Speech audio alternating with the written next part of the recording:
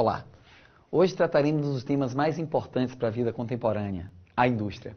A indústria é uma atividade econômica responsável pela transformação de matérias-primas em bens semi-acabados ou acabados. Semi-acabados ou acabados é porque existem dois tipos principais de indústrias.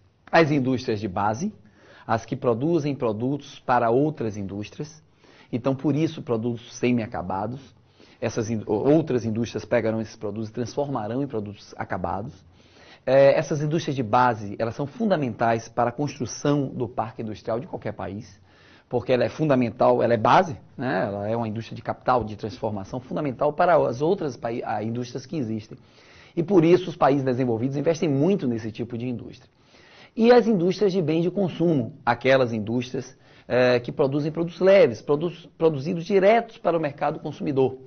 Sapatos, roupas, enfim, carros. Essa indústria de bens de consumo ou leves, ela é subdividida em dois tipos. As indústrias de bens duráveis, como eletrodomésticos, produtos que duram um pouco mais, automóveis, enfim, móveis. E as indústrias de bens não duráveis, que seriam os produtos, digamos assim, de consumo imediato, como alimentos, calçados, roupas, entre outros. Para a gente entender esse processo da evolução dessa atividade econômica, da indústria, eu vou convidar o professor Ricardo Carvalho, que vai falar sobre a evolução da indústria no decorrer dos tempos, principalmente falando sobre a primeira e segunda revolução industrial, para que a gente possa chegar no hoje. Um abraço, Ricardo. É bom a gente lembrar que a primeira revolução industrial teve como centro a Inglaterra e a principal fonte de energia foi o carvão. Grandes avanços são da primeira revolução industrial, como por exemplo a metalurgia, a indústria têxtil, como por exemplo o telégrafo e os motores a vapor. Já a segunda revolução industrial tem como centro os Estados Unidos. A época do Fordismo, das linhas de montagem, do Taylorismo, e avanços importantes como a siderurgia, que cresce bastante, como os motores a explosão, a indústria farmacêutica e, claro, é bom a gente lembrar de grandes avanços desse período, como, por exemplo, o automóvel, o avião, como, por exemplo, o rádio e o telefone. É com você, Iomar.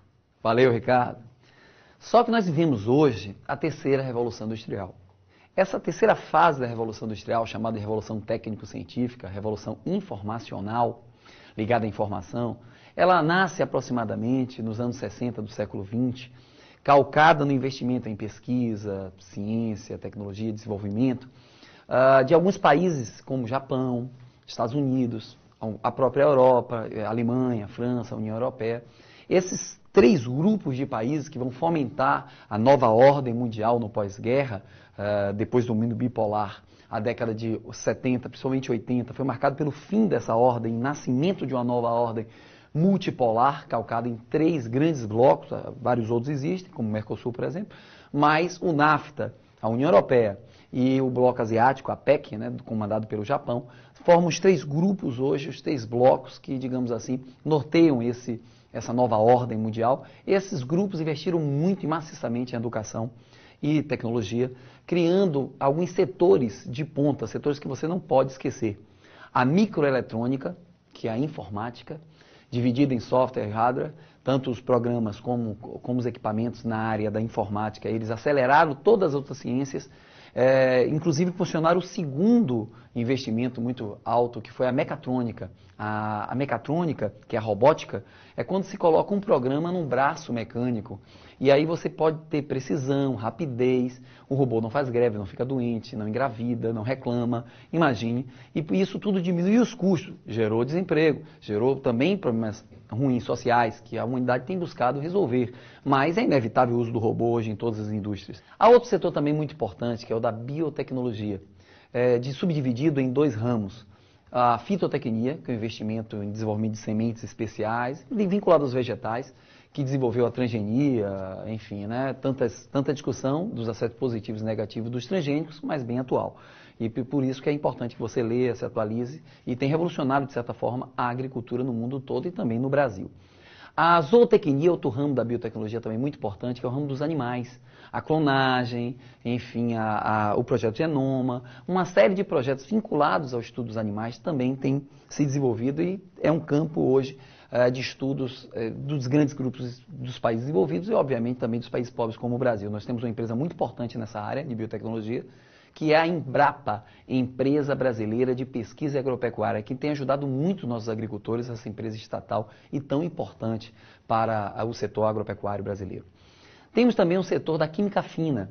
A química fina, para quem não se lembra, remédio, substâncias químicas, né, que faz cigarro, remédio, entre outras coisas. A gente sabe que o advento de remédios, o domínio das substâncias químicas é uma área extremamente lucrativa. E por isso é fundamental também o desenvolvimento dessa área para criar o novo mundo que conhecemos. Há o investimento também no setor das telecomunicações, o que seria do mundo contemporâneo que vivemos hoje, sem essa ponte entre ambos, né? Entre eu e você. As telecomunicações foram fundamentais para o desenvolvimento desse novo mundo que conhecemos, e sem a indústria, e desenvolvimento da indústria nesse setor, o que seria desse mundo contemporâneo? E a internet? Outro setor fundamental. Hoje, boa parte das vendas nos países desenvolvidos, inclusive o Brasil, tem crescido muito através da internet. E esse núcleo de informação? A gente vai se comunicar pela internet, nós sabemos disso em nosso projeto. A internet revolucionou, digamos assim, a informação online. Ela tem mudado o comportamento, a cultura de todo mundo, inclusive aqui do Brasil. Então, esses setores de ponta, esse investimento nessas áreas, fez com que os países desenvolvidos se tornassem mais distantes dos países pobres, aumentasse essas desigualdades. E alguns países pobres, em alguns setores, também vêm investindo muito nessa área. Bom, isso criou, nos últimos anos, uma nova divisão internacional do trabalho, que vem desde o meio da década de 50 do século XX até hoje, tem se acirrado, que é essa nova divisão internacional, nova divisão internacional do trabalho. Há hoje países ricos, de desenvolvimento tecnológico alto, há países pobres que se industrializaram com a chegada das multinacionais e dessas empresas de ponta, muitas vezes. É o caso do Brasil, que são os países chamados de emergentes. Na década de 50, Brasil, Argentina, México e África do Sul foram os países que receberam indústrias e esse processo foi implantado, chamada industrialização tardia. Na década de 80 foram os tigres asiáticos que receberam essas indústrias e começaram a se desenvolver. E na década de 90 os novos tigres, como o Vietnã, a Indonésia, entre outros, a China e a Índia são os países que vêm emergindo desde a década de 90 do século passado e criando esses países chamados hoje de emergentes. E nós temos os países pobres agrominerais, que é o terceiro grupo, os países pobres agrominerais, que vivem ainda circunstâncias rurais, a maior parte da população trabalha no campo, ainda não há nenhum investimento industrial, a falta dessa atividade econômica coloca a maior parte deles num estado muito grande de dependência e de miséria, e por isso eles lutam para procurar se desenvolver e industrializar o mais rápido possível. A indústria foi distribuída dessa forma por esses dois grupos, países que hoje trabalham com produtos sofisticados e os países hoje que produzem emergentes, que são os montadores, os que têm indústrias mais inferiores, e essa divisão é que norteia hoje o mundo contemporâneo que vivemos. A gente sabe que o Brasil ele passou por um processo de industrialização a partir da década de 40. A década de 40 foi marcante com a presença de um governo estatal extremamente interventor, que foi o governo de Getúlio Vargas. Ele foi o que criou a indústria de base no Brasil. Logo depois dele veio o JK, que atraiu as multinacionais e criou essa relação do Brasil com as multinacionais. E com a ditadura militar, com o seu processo protecionista, logo depois o Fernando Henrique Cardoso com o projeto neoliberal de abertura econômica e privatizações, transformou o Brasil num país aberto, um país que se industrializou com ajuda, de fato, internacional, independente. O Brasil, depois de Fernando Henrique Cardoso, ele teve o governo Lula, que reinvestiu nas exportações e fez com que o Brasil voltasse a ter um crescimento econômico bastante significativo com o aumento do consumo interno e com o aumento das exportações. Por isso, não se esqueça, há 4 fatores que marcam a industrialização brasileira. O primeiro fator é a concentração industrial no eixo Rio-São Paulo.